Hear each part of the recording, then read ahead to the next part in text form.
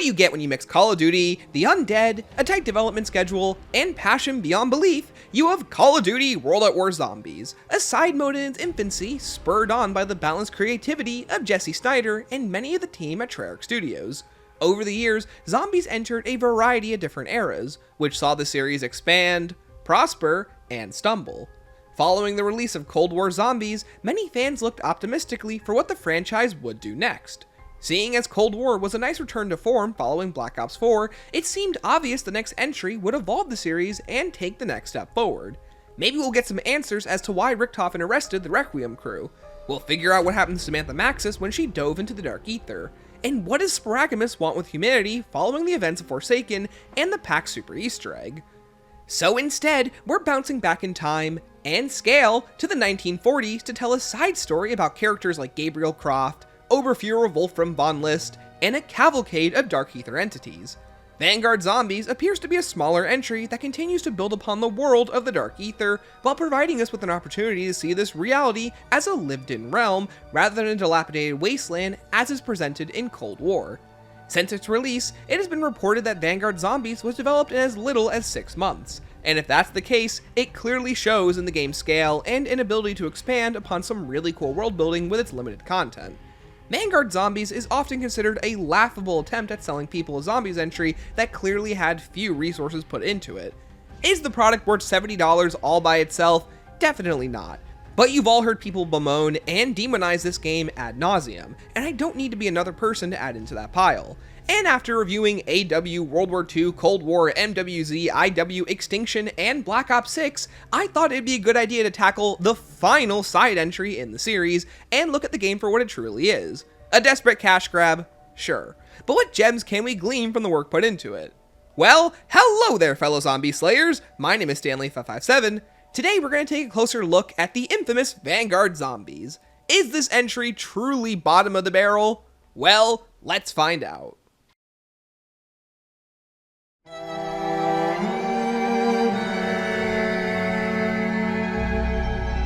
Professor Kraft here. Thank you for coming to my assistance. Take down von List's barriers.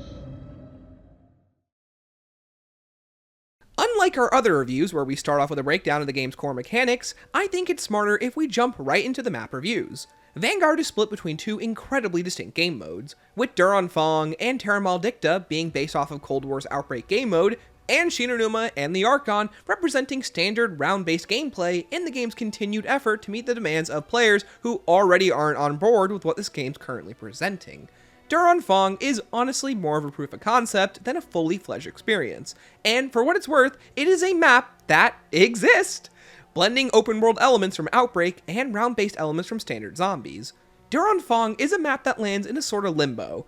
It's an experience that doesn't bring anything new to the table, nor anything exactly refined.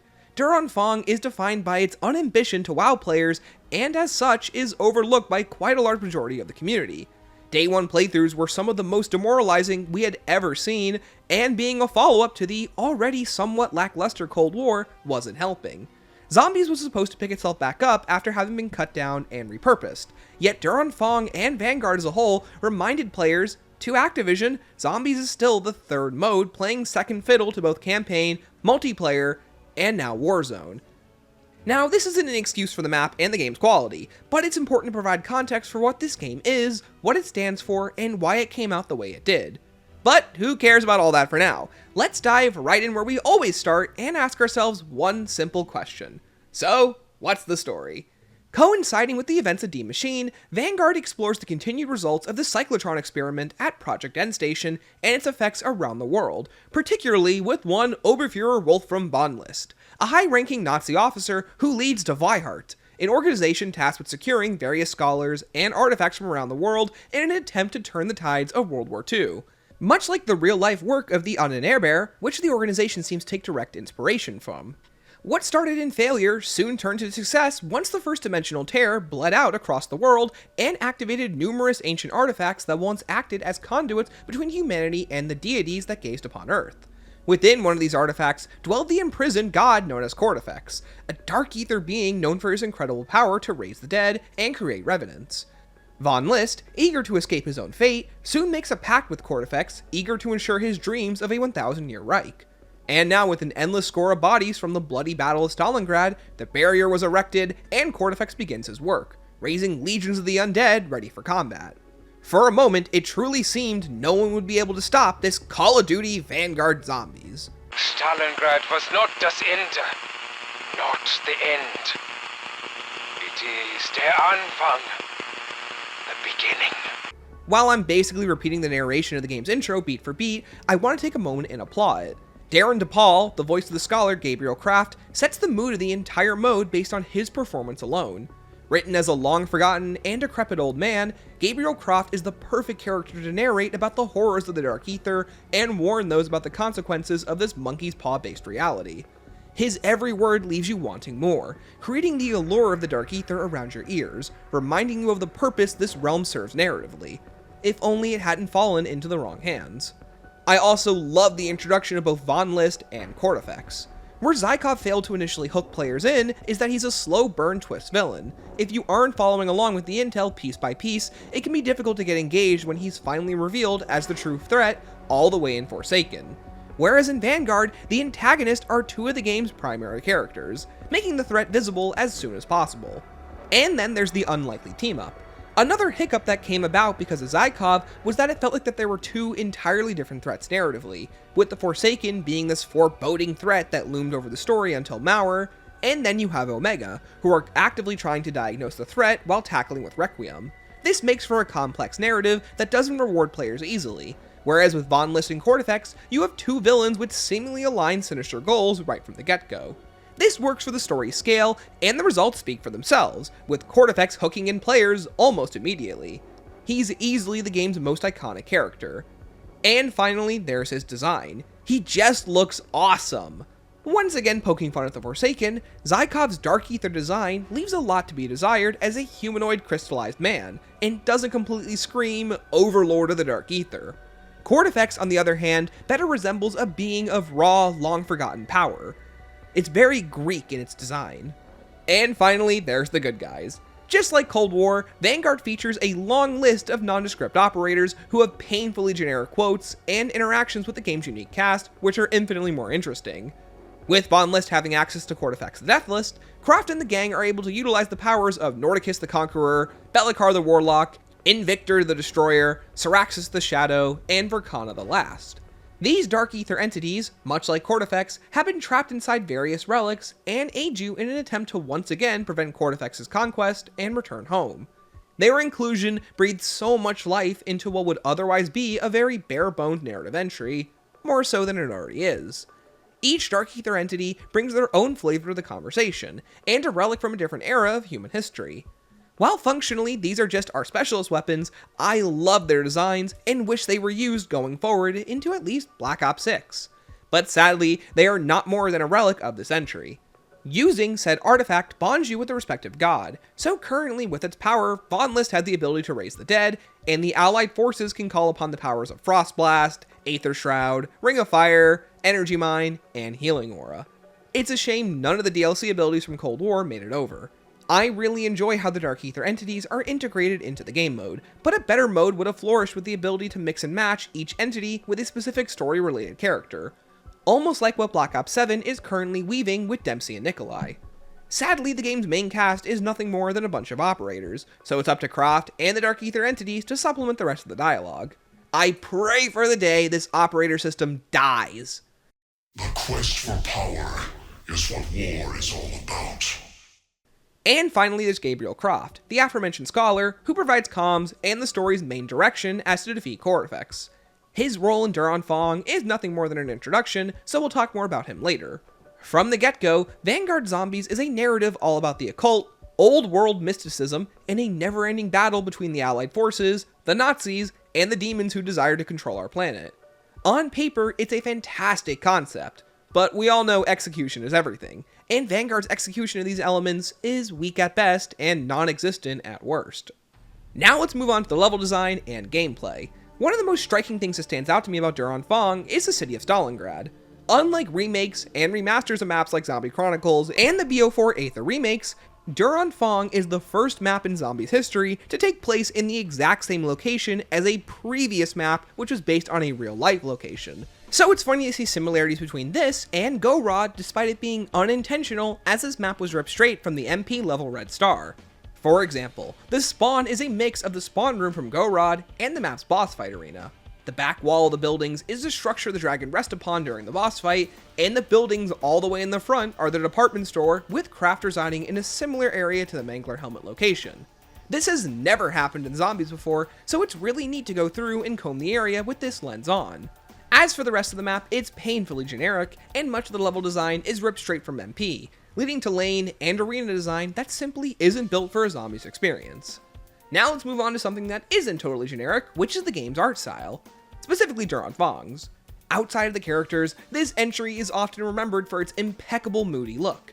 I don't know who at Treyarch worked on this aspect, but it does not disappoint. While the facilities and low-stakes locations remain, it's the way these locales are lit, designed, and filled out that makes them special. Perk machines stand out with flair, and each area's unique color palette helps the boring Stalingrad pop in ways it didn't during Go Rod. The map feels built for the IW9 engine. This could not be said for Cold War. The Eclipse is also a cool set piece, and the mode's satanic reds work better than Cold War's washed out purples. Then there's just the enemy designs. Making the undead revenants that Cortifex raises is a cool idea, and giving them all this distinct third eye symbol on their head works super well to reflect the notion that these are constructs that Cortifex alone controls, and not undead created by Ethereum like in Cold War. Then there's the map's gameplay. One of the most striking things to me about Anfang and Terra Maledicta that I never realized upon my initial playthrough is how this game flow works. For context, Cold War's Outbreak was heavily criticized for the map's wide open spaces and lack of things to do outside of the core objectives and each side objective scattered around the play space. The maps are meant to be sandboxes, but lack many of the tools and opportunities a sandbox needs to feel fulfilling. This was later accomplished by the end of NWZ, but for Anfang and Terra Maledicta, they took the opposite approach and tried to streamline the process, with 90% of the gameplay of these maps simply being a quick activation of various main objectives, with each objective getting more difficult the more you accomplish, with some arenas taking place in Stalingrad, Numa, Hotel Royale, and a windmill in France. For set objectives, you have Blitz, Harvest, Transmit, Sacrifice, and Void. Blitz is essentially holdout from Cold War's Outbreak. Harvest, an objective where players have to collect runestones by killing undead and filling up a nearby obelisk. Transmit is a bite-sized version of Escort. Sacrifice is an objective where you have to protect a siphon core from attempting to get undead to sacrifice themselves to it. And Void, which is holdout but with round-based parameters and a pack-a-punch machine to utilize. And, as the main meat and potatoes of this mode, it's just incredibly boring. Many of these objectives are half-baked, often reminding me of my feelings in Cold War's Outbreak. Blitz is whatever, you're just killing zombies in a confined space. In Harvest, you're just collecting enemy drops to fill up a Sin Eater until you're allowed to leave. Transmit is an escort task, but it's so boring. This is stupid. I want to talk about vagina! Sacrifice is somewhat interesting, but the need to have to constantly change focus between the undead and the undead being sacrificed to the Siphon Core is just kind of annoying. The combat feels extremely cumbersome, and it just doesn't become easier once special enemies are added to the mix. And finally, Void is just a variant of Holdout, but round-based instead of timer-based. There's so little for me to comment on because these objectives feel more like minigames that don't do enough to shake up the main gameplay. And once you've completed 15 or so rounds, you've experimented with everything the map has to offer. It's a fundamental problem with how modern Zombies is designed with its core gameplay loop, but even more so here since there's so little to do. Everything is so linear and half-baked, there's no true way to experiment with the gameplay.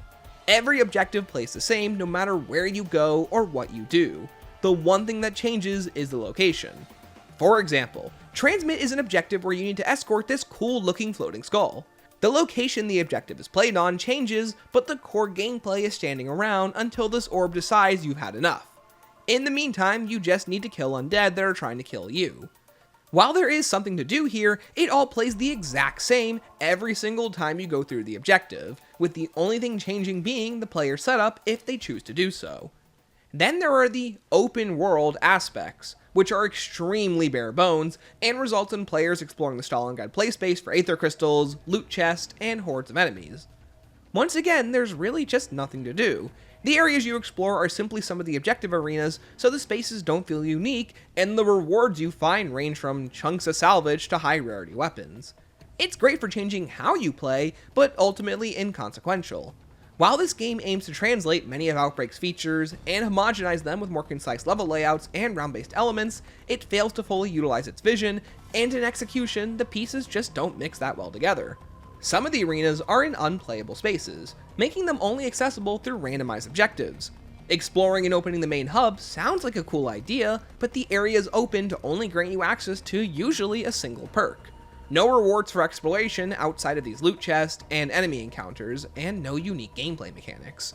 The option of choice is relegated to which perk you think will be useful first, but none of the choices really matter because within the first 8 or so rounds, you'll have everything opened, and difficulty doesn't even spike until round 20. The idea of Anfang simply takes the worst of both worlds from both round-based and open-world game styles, and this wishy-washy attempt to combine the two ends up feeling stale, boring, and unoriginal. This same complaint can be said about the enemies, with the game featuring the standard undead, Boomschreiers, which are simply tormentors from Mauer or Toten, and Sturmkriegers, the game's one of 2 elite enemies that pellets players with a barrage of bullets. At first, it sounds extremely oppressive, but you soon realize the Sturmkrieger can't even do a lot of damage without getting close, and its bullets are more of a health regeneration preventative than an actual threat, much like the Poison Catalyst from the Chaos storyline. Although it is cool that if you destroy the Sturmkrieger's armor cache, it'll have a chance to drop additional salvage or ammo. If it's trouble you want, I'll give you more than you can handle. When defeated, elite enemies also have the chance to drop additional weapons, which is a distinct drop option that doesn't show up on other elite enemies in Outbreak or MWZ. While I love their designs, seriously, this game features some of my favorite undead work, they all kind of blend in together in this formless blob of grays and reds, and some color would have been appreciated. On a side note, it's neat to blow up Boomschreiers and have them explode onto other enemies, but their screams are painfully annoying. Of course, some of these issues are fixed with Zabala, but we'll talk about her when we get to Terra Maledicta. Sadly, Cortifex also doesn't make an appearance on the map, only through voiceover and comms, and the lack of his presence can be felt throughout the entire experience, which again, feels like an issue spurred on by the constraints of this game's development. A fully budgeted title could have utilized him in an Oscar-style role. A tough, unkillable enemy that summons undead wherever he goes. Would have made for an interesting sequence to include in the map's main quest that leads into the events of Terra Maledicta, but a man can dream. Then there's all the tools the players have at their disposal. We'll start with the unique ones first and work our way down. First, there's the Altar of Covenants. This is where the game's creativity shines the most, and in it, players can exchange sacrificial hearts for various abilities that are randomized every time you complete an objective. There are 19 Covenants in total, with some returning in Black Ops 6 and Black Ops 7 in the form of augments. For example, in Vanguard, the game introduces Artifact Wand, which is a covenant that randomly activates the player's field upgrade if they're hit by undead. This would later be reworked into Elemental Pop Augment in Peril Peach, which randomly activates ammo mod abilities if you take damage. Each covenant can be selected and randomly upgraded 2 times, allowing players to further enhance their abilities to fit their desired playstyle. Some covenants enhance the player's ability to use explosives, others make it easier to camp, and some are simply just AATs given a new form. One of them is literally just Deadshot, and some are entirely new abilities I'd like to see return. Honestly, if you go through the entire list, you can pretty much trace back where most of the covenants started out as, like Ammo Gremlin being Bandolier Bandit's modifier effect from Black Ops 4, or Dead Accurate just being Deadshot's tier 5 ability from Cold War.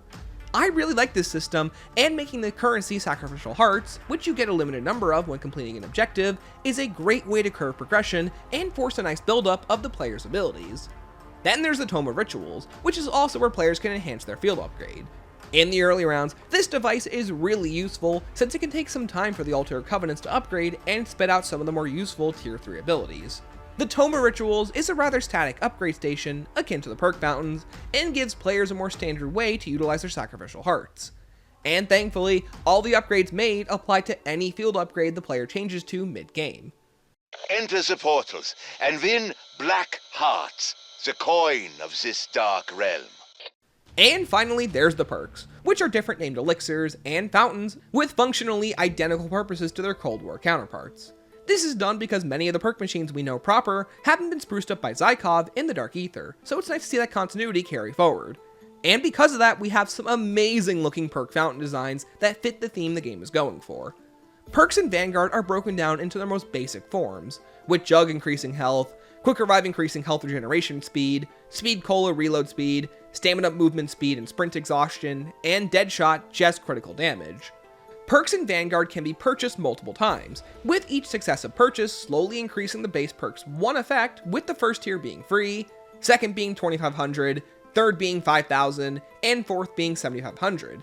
And if you go down, you simply lose one tier of each. Now, if you're paying attention, you'll notice so many of these features are simply reworked or downgraded mechanics from Black Ops 4 and Cold War. Cold War ended its run with Juggernaut increasing health, armor durability, and giving you a final chance should your health go to 0.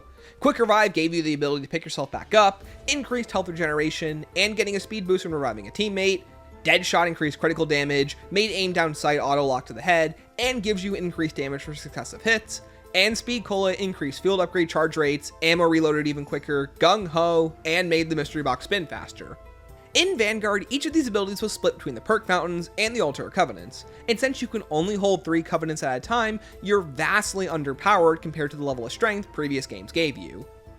Now, call me crazy, but I think that's a good thing. While it's obviously not fun to have so many of your favorite tools taken away and repackaged into other systems, it was the smartest thing for this game to do to ease players into this world of zombies. It makes the game easier to develop for in lieu of that decision.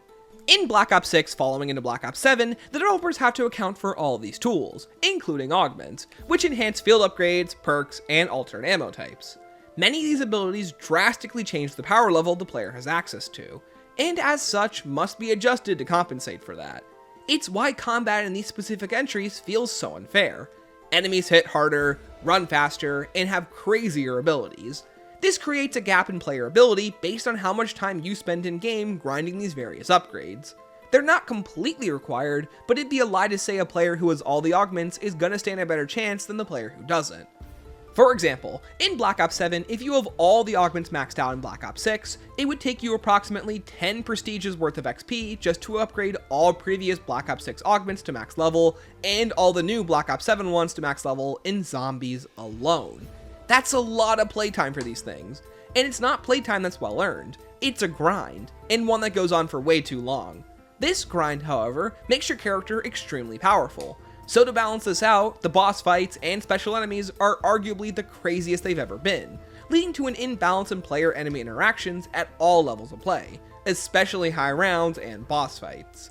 But in Vanguard, the game has stripped most of its tools that make the player broken, and as such, the developers can better curate the interactions, enemy scaling, and player potential.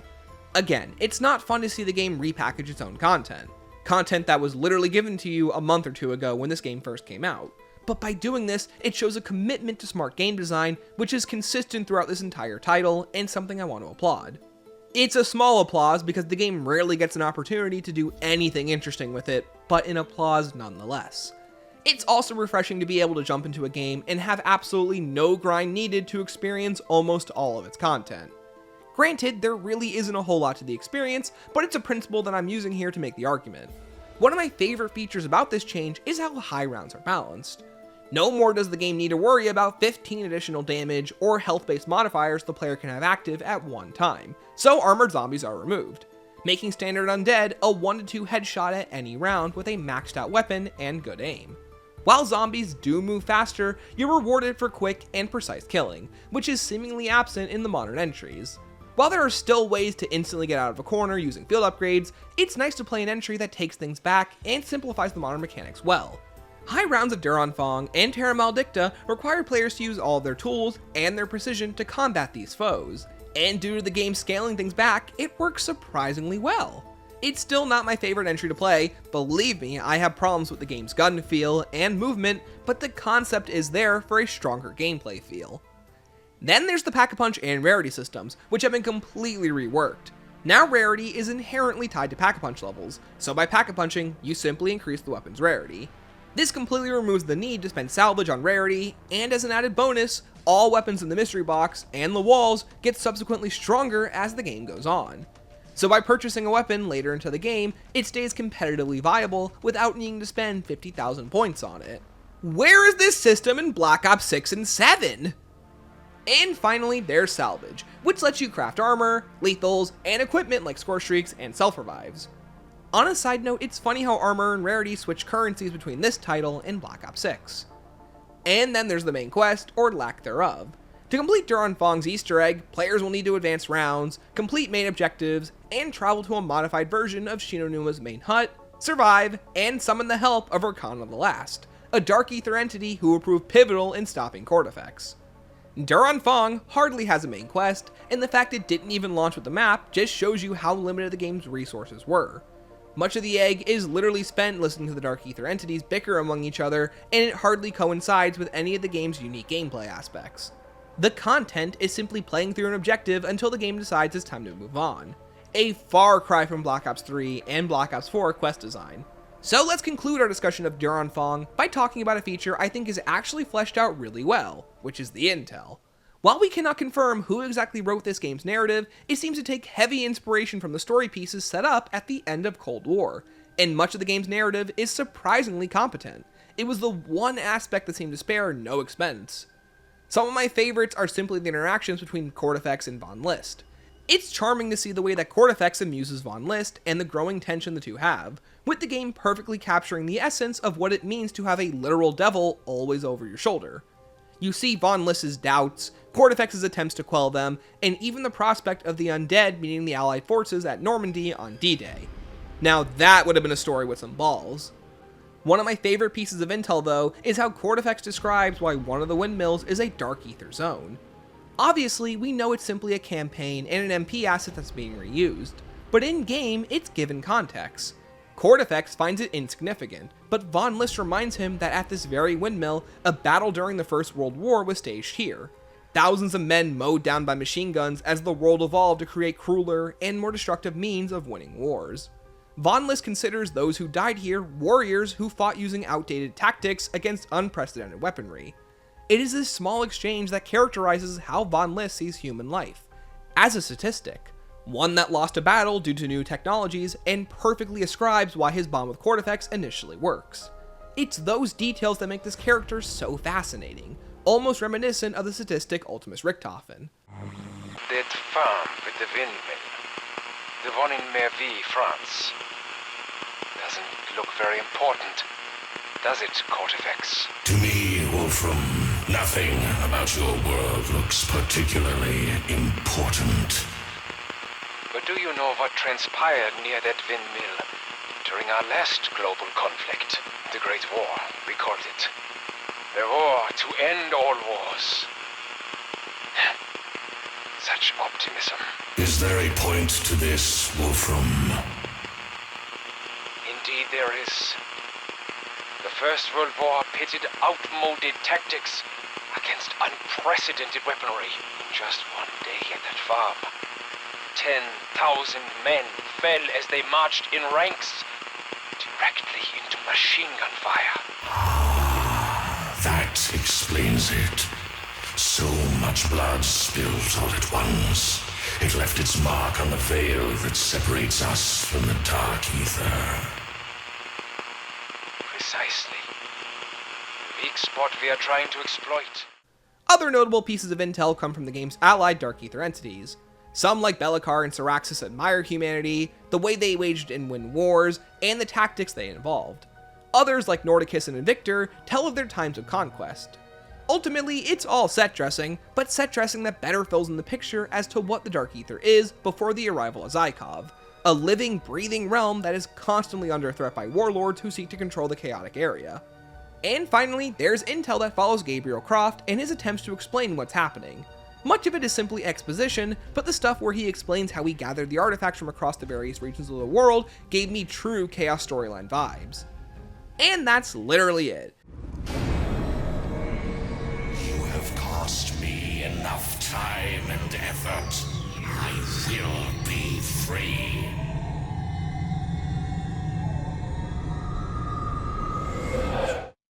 Anfang, otherwise known as the beginning, is the beginning of not much. It's a map that sets up the world of Vanguard and the events that coincide with the cyclotron activation that occurred before the events of D Machine. While the narrative and art design are surprisingly engaging, there's not much left to latch onto outside of unique mechanics like the Altar of Covenants. The map's primary gameplay loop can be described as lackluster, and with that being the map's main source of content, it's not a good sign. The main quest is hardly one besides name, and the enemies aren't inspiring, just fodder for the players to fight. In locations that range from reused open world sections to small vignettes that look gorgeous but have nothing more outside of surface level details. The inclusion of Numa as a playable location is almost mind-boggling, and it's pretty much a wasted cameo that isn't properly utilized until the game's second content drop. Anfang won't win the hearts of many, but let's at least follow along and see what happens. So let's dive into the desert and travel to the far-off land of Egypt to Terra Maledicta.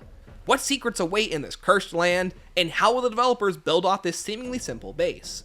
Well, let's find out. To tell us something with this portal. The desert that lies beyond must be our next front in the war against Cortifex. But only with Verkana's help can we pass through that portal and proceed with the plan Nordic has proposed.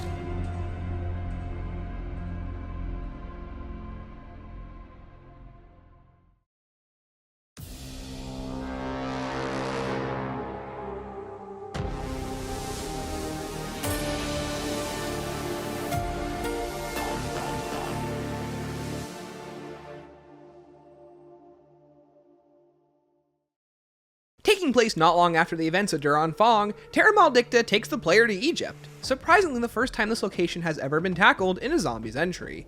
Following our characters trying to claim a page of the Tome of Rituals, Terra Maledicta is another open world based hybrid experience that features 2 new objectives, 1 new special enemy, a new wonder weapon, and that's about it. Terra Maledicta is lambasted by the entire Zombies community, and it isn't uncommon to see this experience near the bottom of nearly any player's tier list. And personally, I'd agree. Terra Maledicta is an experience that doesn't bring a whole lot to the table, and I'd be lying if I said it also didn't rank at the bottom of my list of maps as well. But does it have any redeeming qualities? Well, that's what we're here to find out. But first, what's the story? Well, I literally just told you. Sending us to Egypt, Professor Croft instructs us to locate the missing page of the Tome of Rituals. This piece was initially protected from us during Anfang's main quest, but it seems with the power of the Decimator's shield, we'll be able to claim it. The first notable thing about this map is, oddly enough, the map design. Taking a point out of my Exo Zombies review, where Anfang is to Exos' Outbreak, Terra Maledicta is to Infection. Terra Maledicta features wider lanes and a freer map flow. It doesn't feel inherently zombies, that's because it isn't, but it matches the game's aggressive AI and their movement speeds. Undead move extremely quick when at their fastest speed, and on maps like Anfang, a level with tighter and more natural play spaces, these 2 concepts don't mix all that well together. Getting the high rounds on Anfang isn't impossible, but the game doesn't give you a whole lot of breathing room to strategize and plan out your movements accordingly. In Terra Maledicta's case, the slightly wider spaces and the more open terrain better match the speed of combat the game is trying to achieve. Vanguard Zombies at its high rounds is all about quick, snappy movement, precise aiming, and a good usage of a variety of your tools. This balance can be easily thrown off by improper level layouts and oppressive design structures. It's what creates a variety of difficulty in level layouts. But add too many and it can feel suffocating. Exos' Outbreak is a good example of this phenomenon. Exo Zombies features some of the most aggressive and mobile undead AI the series has ever seen, and as such, spaces like the fan room and spawn are some of the only viable training spots within the entire map, with the rest of it being near unplayable mid-round. And Anfang is much the same, but unlike standard round-based, you don't have the luxury of choosing where the objective takes place, and there are definitely times where the arena and objective chosen can be way too unfair, like Escort in the apartment buildings or Harvest in the Stamina building. The small cramped corridors are easy places to take downs in Vanguard, and some of my least favorite arenas to play through. But in Terra Maledicta's place, the play spaces have been made easier, and as such, gameplay flows a lot better.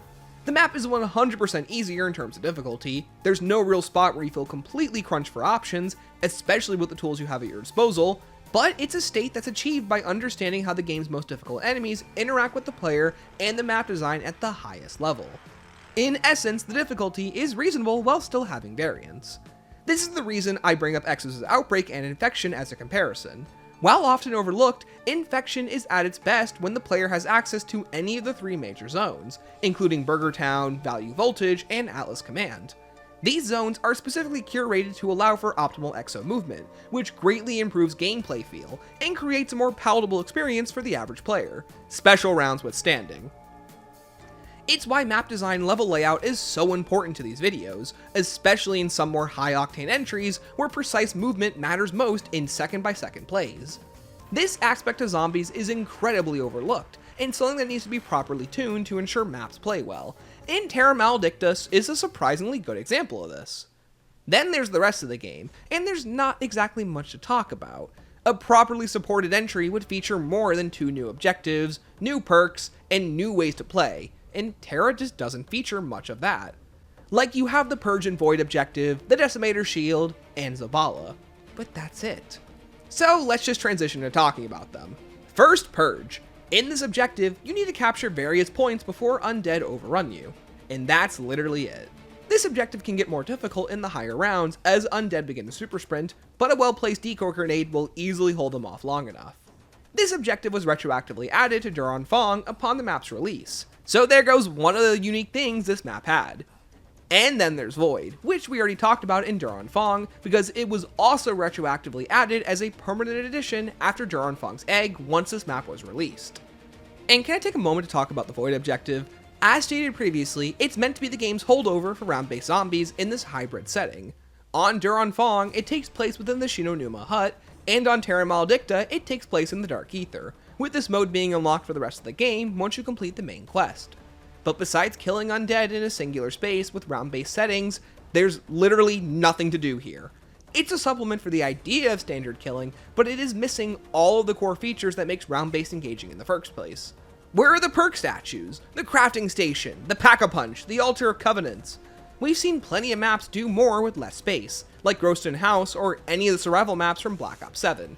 Hell, in Terra Maledicta's case, the Dark Ether is this large, rather drab floating rock with nothing to do besides gawk at the scenery.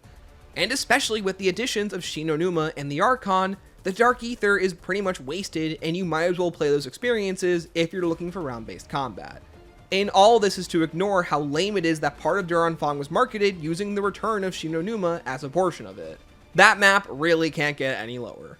But back to more positive topics, there's the Decimator Shield, which is Vanguard's first and only unique wonder weapon. It's kinda strange how both competent and lazy it is.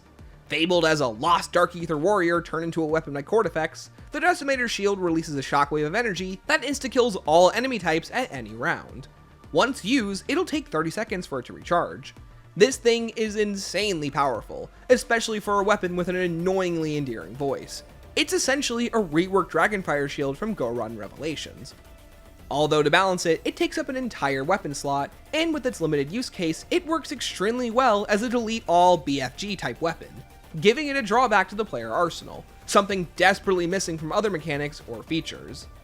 And finally, I just really like this thing's design. It truly feels like a creature that was squashed, stretched, and exploded all over this bronze shield. And then there's Zavala, a supposed Sister of Agony. Where the Stormkrieger is meant to prevent health regeneration, Zavala is designed to prevent camping. She'll pop in and out of the battlefield, and in between those teleports, fire out energy mine-like blasts that'll damage the player. On high rounds, getting caught in a direct chain of these will down the player. Originally, Zavala was meant to be defeated in phases, with each phase capped off by one of her 3 masks. Taking out all 3 masks would lead to her defeat. Between each phase, she becomes temporarily invincible and teleport away, summoning additional energy mine blasts to kill the player. This was meant to further prevent camping and force players out onto the battlefield where the game really wants you to train and not chase objectives and undead encounters. Nowadays, she has no safeguard and can be taken out as easily as a use of your own energy mine or the Decimator Shield. At the time, I thought this change was pretty good, but if you understand the mechanics and the nuance of high rounds in Vanguard, then you know this change hurts the overall experience and makes it a bit too easy. Being able to consistently one-shot the game's only elite enemy doesn't exactly bode well for balance, and most high round interactions inevitably end in one-shotting her because why wouldn't you? The tools are instant delete buttons. I guess you can take the mechanics out of modern zombies, but not modern zombies out of the mechanics. Zavala was also added on Anfang shortly after the map's release, and while she is more difficult to handle there due to the lack of the Decimator Shield, using an energy mine pretty much does the same job. Fun fact, the energy mine ball itself does 10,000 damage upon contact with Zavala, one-shotting her instantly if she touches it. Man, she just cannot catch a break. Next up is the main quest, with most of it involving the group trying to convince Verkana to join the squad. She's a dark ether entity that knows how to free the Decimator's shield and dispel the magic that's protecting a page of the Tome of Rituals. Most of it can hardly be considered a quest by traditional standards, and like Anfang, requires players to find runestones that basically equate to listening to radios, complete some standard objectives when told to, free the Decimator's shield, and finally save the page in a void trial. It's painfully dull, and most of it is just here to check a box to force the story along. The final encounter once again takes place within a void rift, and can be completed by using the Decimator shield to destroy 4 anchors protecting the page. Along the way, you'll be attacked by undead, Boomschreier, Sturmkriegers, and Zabala.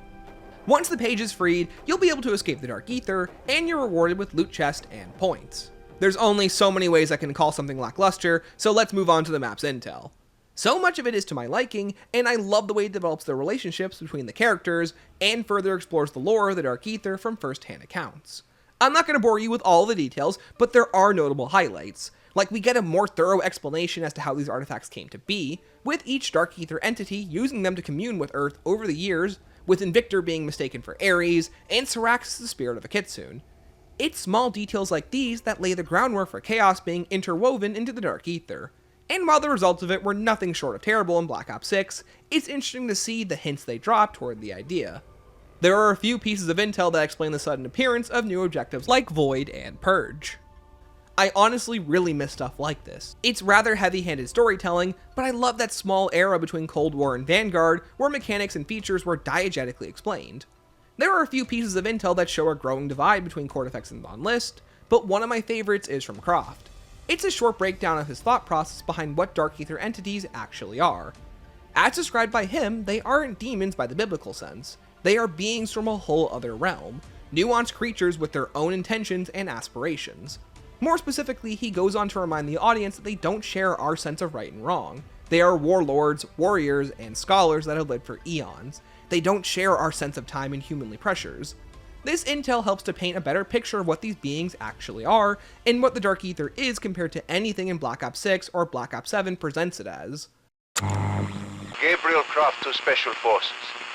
By now you know the Dark Ether entities dwelling within you have visited our world before. Those who could perceive them have mistaken them for ghosts, deities, even angels. My own description of them as demons owes more to my academic background than to any belief they are infernal in origin. But we all see the world through our own lens.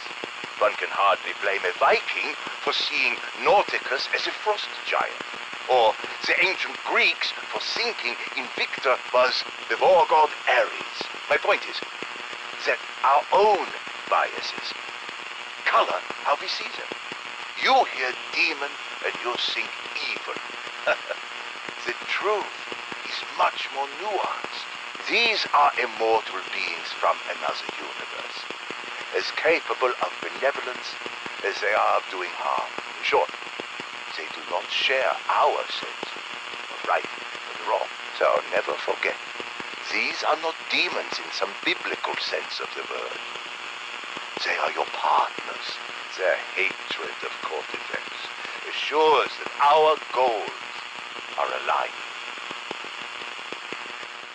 This game has so many problems, believe me, but one of my favorite aspects about it is how it naturally builds upon what Cold War set up. In the last entry, the Cold War started out as a blank slate, a sci-fi inspired adventure that grew as the year went on. Following the release of Forsaken, it felt the narrative was ready to dive back into the fantastical nature that made zombies so engaging in the first place, with Vanguard being the next stepping stone to take players into the alternate world firsthand. And while this doesn't excuse the product we get later, it's interesting to view this game in a vacuum and see what they were leading to next. But that's Terra Maledicta, another bare-bones zombies experience that brings very little to the undead table besides a better map design that fits the speed of the game and the Decimator shield. If you played this map for more than an hour or two, then you've probably already experienced all it has to offer. It's content in the weakest sense, and as part of a game's $70 package, it's anything but premium. So let's pack our bags and travel to the Numa facility to experience the surprisingly underrated Numa Reborn.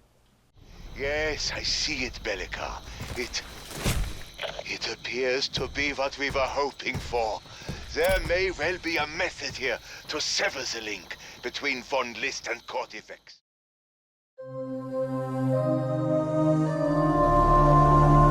The Wahrheit unearths the Rex's artifact in that dig site. The relic must be close by.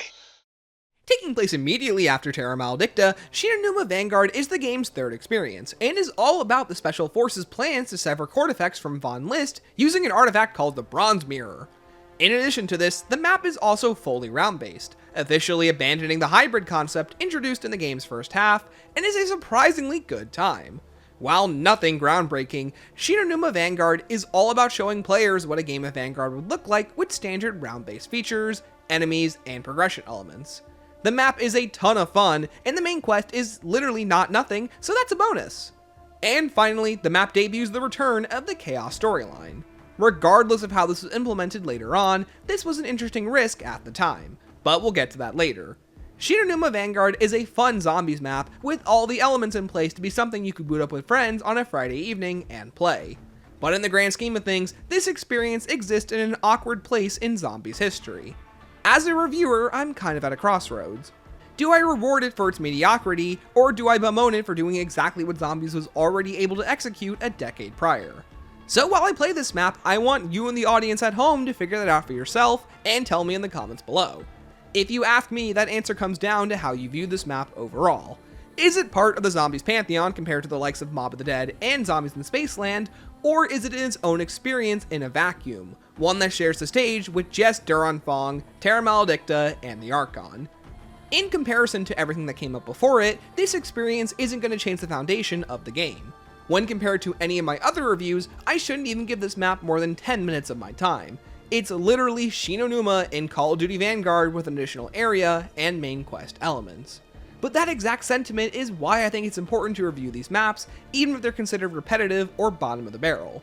Once again, I think Numa Vanguard is a fun but relatively redundant time. So sit down as we talk about it. First, the story. As discussed previously, the Special Forces are led to the Numa facility by Verkana, who claims to know of a tool that was used on Syraxis, the Bronze Mirror. This mirror has the ability to sever the Dark Ether entity from its host. But along the way, they are thwarted by a being known as the Echo, a part of Syraxis that was separated from her and must be defeated in order to restore the mirror. The story, like previous maps, is serviceable and surprisingly takes things up a notch, but when compared to other entries, it's incredibly lackluster and by the numbers. Search for the Bronze Mirror, encounter the Echo, defeat the Echo, restore the mirror, and escape. Bada bing, bada boom. Like the previous two maps, the real intrigue is the intel. Inside are some fantastic stories. I love the way Croft describes the events of Anfang, and Von List initially utilizing the power of Cortifex. I love the way that Cortifex is trying to blow lies into Von List's ears. You get to see the way that he slowly obtains his goal and twists the reach Von List yearns to have. Then there's the progression of the Dark Ether entities, which is especially fun. We get a fun conversation between the Decimator Shield and Invictor, two Dark Ether warriors who must now reconcile their past and forge a new path together. I love the way Invictor and Nordicus view humanity, both complementing a human's heart and their courage, something that has been to their benefit, but also foreshadowed to be a hindrance. And of course, there's a radio where Croft mentions the elusive Alistair Rhodes. Reminds me of when I studied the writings of Alistair Rhodes, an amateur demonologist and personal hero of mine. About different objects of power that he called... Over 3 years since the last mention of the Chaos storyline, Numa is the first Zombies experience to even mention anything related to the previously cancelled storyline, alongside mentions of the Sentinel artifact. But at the time, it was incredibly exciting to even hear this being mentioned, and showed an early dedication by the team to try and tie together some of Treyarch's loose ends. Sadly, this would be the only mention of the Chaos storyline for another 2 years until the events of Terminus. But what a fun period that was to speculate. The intel on Numa is once again one of my favorite parts about the map, and if you're willing to sit through a bit of boring world building, you have some incredibly rich dialogue and conversations that seek to enhance the experience, even if it's all once again telling and not showing. Next up is the gameplay. It's a game of modern zombies set in Numa. What do you want me to say? In all seriousness, my first compliment for the gameplay of this map is the choosing of Numa. The map's wide spaces and less traditional level design philosophy fits well with modern zombies' urge to throw fast-moving, high-damage enemies at you. These arenas with open, unorthodox pathing makes it easy to train undead and maneuver around the play space in high rounds. It honestly makes Numa the perfect map to bring into the modern era, and I think they just kinda lucked out with that. Of course, there are your choke points, but it's easy to dispatch any undead in the high rounds, and being able to get off those important headshots makes escaping these bad situations very satisfying. Just like the original map, Numa Vanguard features 4 distinct arenas and pathways, but in between the comms room and storage hut, the player can find the aptly named dig site, where Pack-a-Punch can be found. And you know what, after not having Pack-a-Punch on this map naturally for over a decade, having easy access to one through normal progression is kinda nice. If you ask anyone about the map, this is probably the first thing that'll stick out in their minds. Then there's the Toma Rituals and Altar Covenants. Both of these systems work exactly like how they did in the previous 2 experiences, with the main difference being you earn the sacrificial hearts every 3 rounds, with the Altar Covenants changing stock every round, so it's important to check up on what's available and what to buy with each heart. I really enjoy the Covenant system in the round-based setting. Unlike its usage in the previous 2 maps, the Covenants feel more like natural upgrades that you can apply whenever you have the opportunity. Next up is the Wonder Weapon. Yeah, it's the Wonder Waff. Yes, it's kinda lame. Yes, it's also fun to use. It really doesn't have a reason to be here. I like the connection that it was developed by Ulrich Vogel from Project Endstation, but it's one of the few things in Vanguard that gets very little explanation. How Vogel managed to perfectly recreate a wonder weapon from a previous multiverse is beyond me. Execution is everything, and sadly the Wonder Waff's return has no fanfare behind it. Just a returning wonder weapon on the map Numa. I will say, I do enjoy the quest that it takes to build it, and once it is built, it's a ton of fun to use. And like Shattered Veil, is pivotal in the map's high round strategy, where you can just run and gun with it for hours. It's super satisfying, especially all the nice new visual effects work. And the inspect animation is a chef's kiss. And while it would go on to be reused in both MWZ and Black Ops 6, it gets some bonus points here for just being the first rendition of this weapon coming back. My only gripe with it is that it's a bit difficult to aim in the higher rounds when undead are going all over the place, but that's probably just a me problem. Then there are the enemies. Returning from the previous 2 maps, players can encounter Sturmkriegers, Boomschreiers, and Zavala. There are no new enemies to fight from this point forward, and it's jarring not to have Hellhounds on Numa. They belong on the map as much as the Wonder Waff does. Regardless, outside of the objective-based setting, I feel the enemy roster gets a better chance to shine here. With smoother progression, they feel more impactful, especially the first few appearances of the Sturmkrieger and Zavala following round 15. And finally, let's talk about that main quest, which does a pretty good job at integrating itself into the map. Over half of it is building the wonder weapon, but once constructed, players can solve puzzles, free the Echo, and attempt to trap it. I think the steps in this map are a lot of fun. To free the Echo, players have to decipher and translate Japanese characters into Dark Ether symbols. This can be solved by throwing a Molotov at a secret scrap of paper hidden within the comms room that's written in invisible ink. And then there's the altar opening sequence, which can be completed by shocking energy attuned undead with the Wonder Waff. This is probably the only Easter egg step in the entirety of Vanguard that requires any actual skill from the player, and it's the one good showcase of the game's difficulty mechanics while under a strict requirement. During this step, players must kill the blue energy zombies near the altar. Due to the time limit and the speed at which the souls travel, you're essentially forced to be confined to the center island to win. I really enjoy the way this sequence is built, and the open area allows the Sturmkriegers to fulfill their most important role of being health regeneration stoppers, while still posing a large threat that has to be taken care of. Once completed, players can locate the pieces to the relic mirror and summon the Echo, using her charged energy to repair the mirror. It's almost comical how much this thing looks like a Sentinel artifact. Sadly, unlike the altar sequence from earlier, the map's boss fight is an infinitely more tame version of this concept. Players are required to kill attuned undead in sequences, with Phase 1 requiring players to shoot regular undead, Phase 2 Boomschreiers, and Phase 3 Sturmkriegers. Due to the arena's large space and lack of any pressure-based mechanics, players are simply free to run around in circles until the mirror is charged. Once done, you'll simply need to attack the Echo until she's stunned, rinse and repeat, and the fight is done. You can tell she's supposed to be a stand-in for a boss fight sequence, but this is easily one of the most underwhelming we've ever had in the franchise, and it just being 3 soul boxes that most other players in the fight can't even participate in if they don't have the Wonder Waff, which is kinda lame. Once the Echo is defeated, Syraxis gains her memories, where she learns she used to be the wife of Cortifex. In her vision, she recalls that his real goal is to claim the power of the construct, a dark ether primordial said to bestow its power to those who have partitioned it. So with the goal clear, the team prepare to head back to Egypt to defeat Cortifex once and for all. The map's main quest is a fun highlight of the map. Once again, in the grand scheme of things, it's honestly not anything special, but if you're playing the map, it doesn't take too much effort to complete, and is a fun distraction to shake things up. Then there's the map's basic gameplay loop. Numa is an extremely fun pick-up-and-play experience. Many of the map's primary mechanics all flow into each other nicely, and the addition of a dedicated pack-a-punch machine easily places the map a few places higher in my mind. While there's not oodles of content to unpack here, the main quest is a great diversion from the standard round-based experience, and if you're keeping up with the story, there's a lot to dive into. High rounds on the map are extremely simple to get into, and once you have the right covenants, they're a breeze to experience. Numa Vanguard is not an insane, groundbreaking experience. It's about the closest the series gets to going back to basics in the modern era. You know, if you ignore how back to basics maps like The Machine, Liberty Falls, or the survival maps from Black Ops 7 are.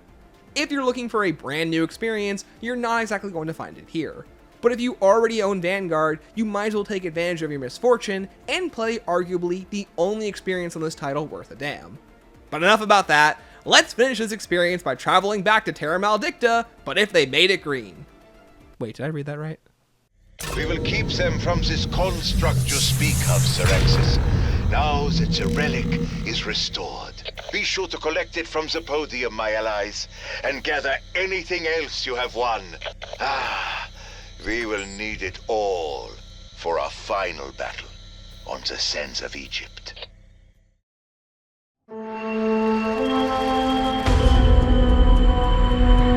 Professor Kraft's commandos, I've prepared for your arrival. In an all-new low for the series, the Archon is a recolor of Terra Maledicta. Given round-based elements including Pack-a-Punch, normal round progression, a traditional main quest, and a boss fight, the map attempts to conclude whatever story the game was setting up, rushing to the finish line in the hopes the audience won't question what they've been given. The entire experience will leave any veteran player slack-jawed, and for just about anyone else in the room, it's painfully clear the resources the team was able to work with.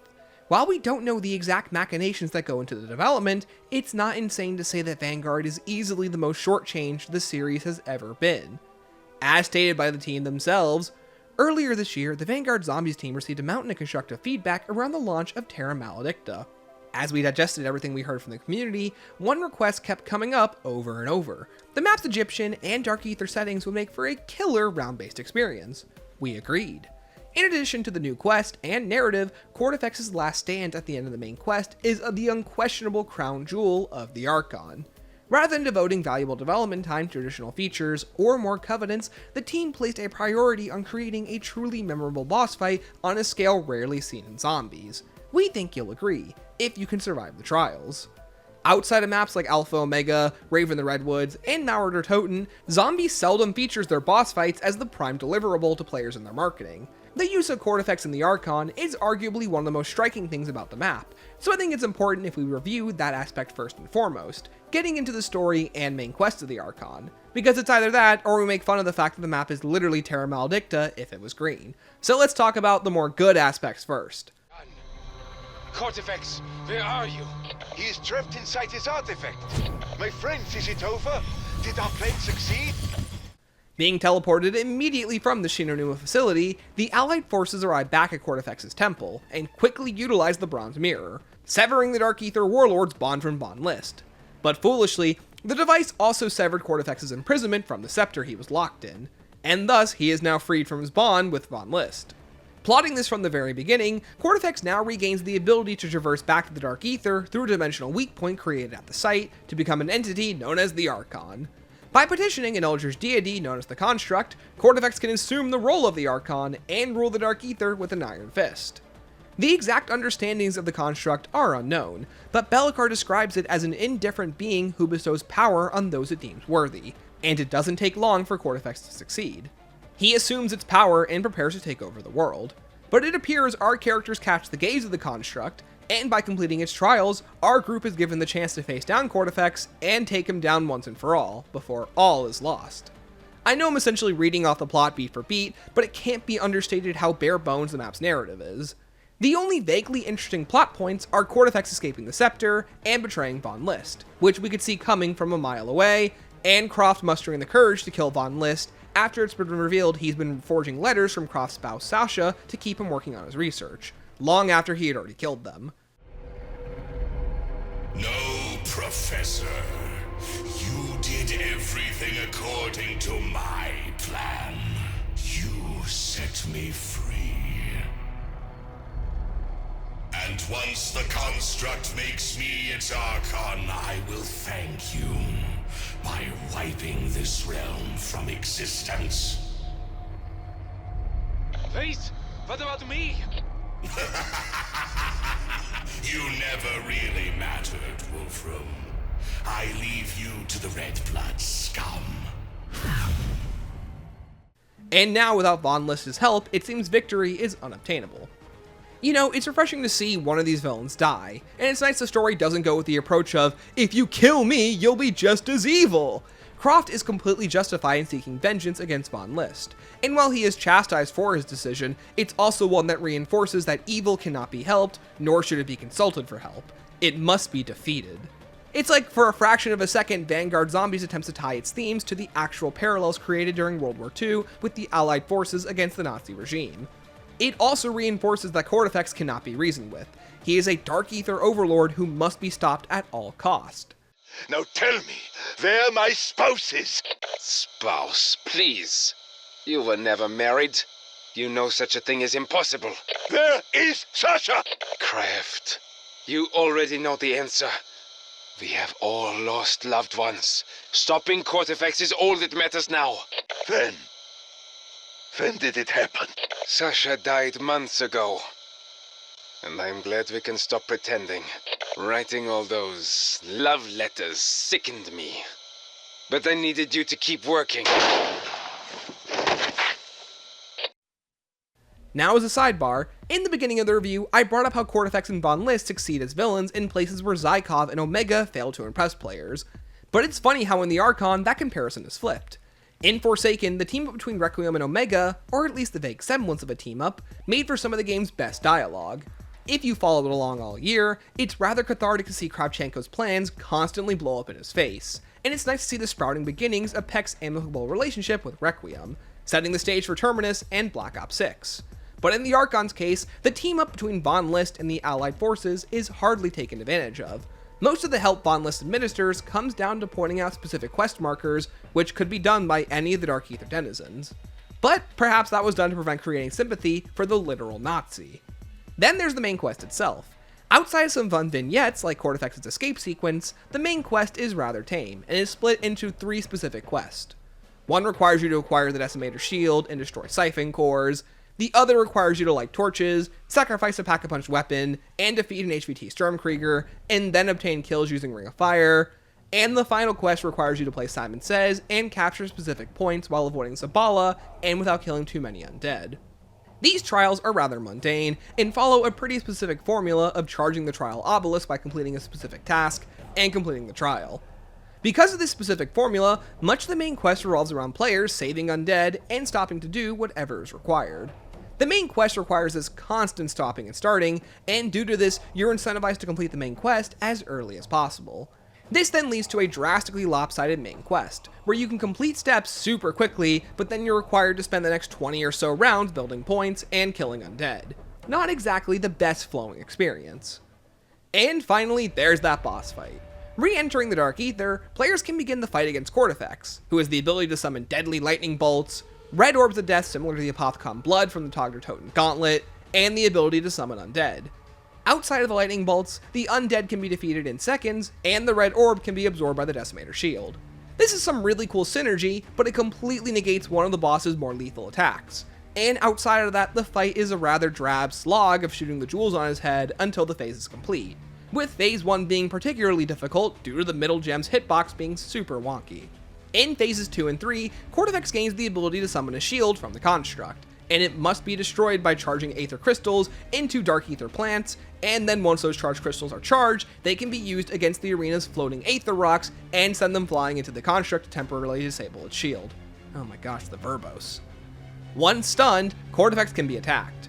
Also in Phase 2, Cortifex's attacks get stronger and more deadly, with the lightning proving especially lethal if you're hit by multiple bolts. And finally, in Phase 3, Cortifex gains the ability to summon Sturmkriegers and the ability to heal himself using Verkana's power. But outside of those changes, the fight is the exact same as Phase 2, and can be completed with ease if you stay on the ball. Once defeated, Cortifex falls into the depths of the Dark Aether, and outside of some final words from Kraft and Nordicus, thus ends the threat of Cortifex the Deathless. The entire map ends on an extremely weak note, and once he falls into the pit, it's just all unceremoniously over. No outro cutscene, hardly a conclusion, and at best, Kraft says some final words of encouragement before the game goes silent, and you're left to simply play a regular match of zombies. And if that doesn't quantify Vanguard Zombies as a whole, I don't know what else does.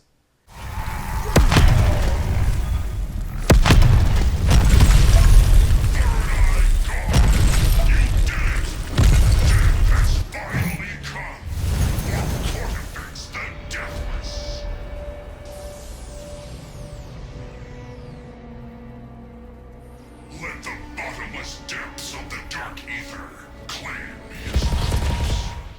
As a finished product, the map's main quest simply exists to give players something to do. And while the fight against Cortifex has some really nice animation work, it's also incredibly by the numbers, and its implementation feels more like a prerequisite than it is a fully explored concept.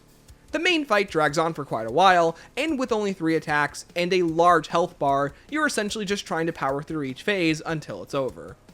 When I look back at similarly inactive bosses like the Keeper from DE, Legion from Outbreak, or Krogzilla from Attack, each boss maintains a distinct presence. While a DE Keeper doesn't have a large health bar, it makes up for it by being invulnerable outside specific phases. Legion from Outbreak can at times look awkward just floating there, but you hardly notice it due to the insane enemy roster, tight time limit, and area denial systems. And Krogzilla makes up for it with his lively animations and evolving fight scenario. Cortifex doesn't have enough going on in between each phase, and the fight's repetitive nature drags on. So once again, like Numa, I'm caught between a rock and a hard place. Do I reward the game's mediocrity, or critique it against experiences with infinitely more resources? It's hard to say. I want to be fair to the experience as well, but when you play the fight, it's painfully obvious how quickly it was developed. I think if the fight spawned in more undead, it could have better matched the sense of urgency Cortifex is meant to impose. Not having Sturmkriegers until Phase 3, and Zavala from the get-go, is a strange decision. And then there's the map's outro. Cortifex falling into the depths of the Dark Aether has yet to be addressed since it happened, with fan speculation being the most we're going to get until this mystery is solved. We just have no idea where he went or what he got up to until Zykov's reign as the Forsaken. As for the rest of the map, Terra Maledicta has been slightly modified to fit the round-based systems, but not enough was changed, and the map feels like an unnatural amalgamation. The rigid, open settings feel better suited for the experience Terra Maledicta was set up for, so in the Archon you have a ton of negative space and open areas. Before round 35, the map is unnaturally too large, and you can easily kite undead, but once Super Sprinters spawn in, the map better adjusts to the enemy speed. Then there's the look. I mean, I don't know what to tell you, it looks putrid. Easily one of the worst looking experiences. I understand it was meant to make the space around the temple look corrupted by the Dark Aether, but the effect falls flat. Fun fact, you can actually set up the map to look like Terra Maledicta using the color filter settings, specifically color filter 2. It'll still look like Vanguard, but at least it won't look like a green stew. But what else do you want me to talk about? The wonder weapons are all returning, the enemies are all returning, and due to the map lacking unique features, mechanics, or covenants, there's nothing new to play around with. It's just the main quest. Now granted, this is what the developers said themselves, and we have to acknowledge what their goals were for the experience. The Archon is a round-based map that you can play with an Easter egg and a boss fight that concludes the story. The map is about as deep as a shallow pool, and if you like the basic progression of zombies on a map with all of its content stripped away, you can have a fun time with this experience.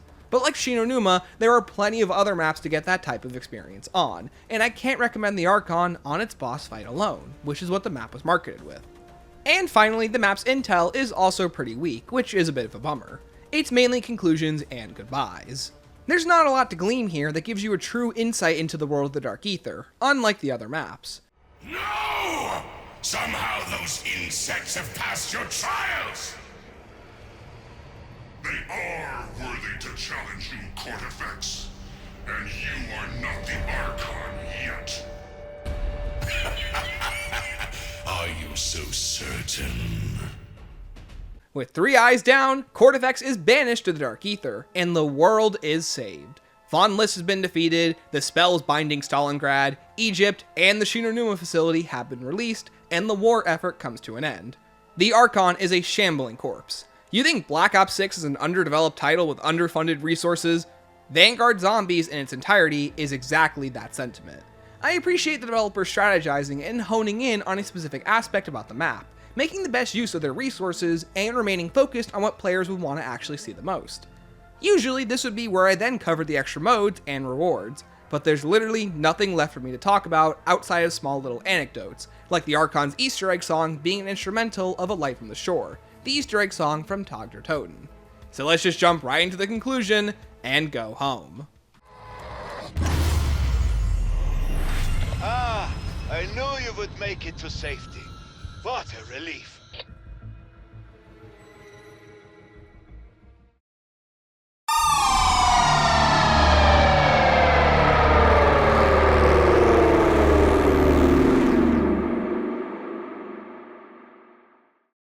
Call of Duty Vanguard Zombies is one of the undead's strangest entries.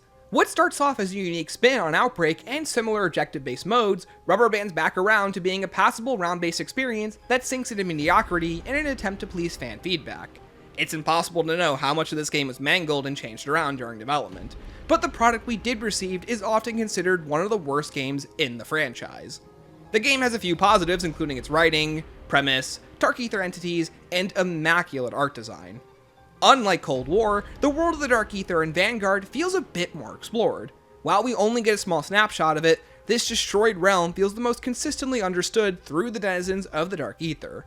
These Dark Ether entities are easily another of the game's primary highlights, and makes you wish that they were playable characters, or at least attached to more interesting ones than whatever this game was trying to do with its operator system. At least this concept was finally utilized all the way in Black Ops 7. I'm honestly quite shocked at how much I enjoyed the basic gameplay loop of Anfang and Terra Maledicta, and the absence of armored zombies makes high rounds a breeze to play through. But for $70, you're getting 2 experimental zombies maps and 2 regular round-based zombies maps. And if what I showed you today looks promising, then I can't stop you from purchasing the title. But if you ask me, just watch a video explaining the plot, or listen to any of Citadel Day Moore's intel to catch up on what you missed. The game is simply too bare bones, and you'll have just as much fun, if not more so, picking up any other title. Vanguard Zombies will always be that mode in the eyes of fans.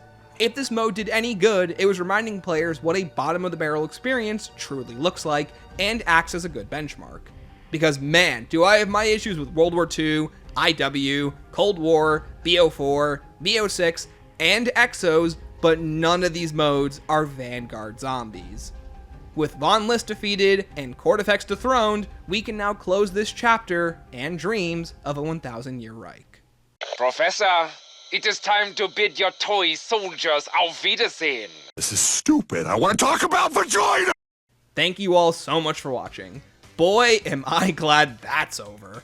If you like this video, why not try checking out my other reviews of IW, AW, World War II, Cold War, my IW re-review, MWZ, Extinction, and Black Ops 6. Thank you guys so much for your support on these videos, it truly means the world.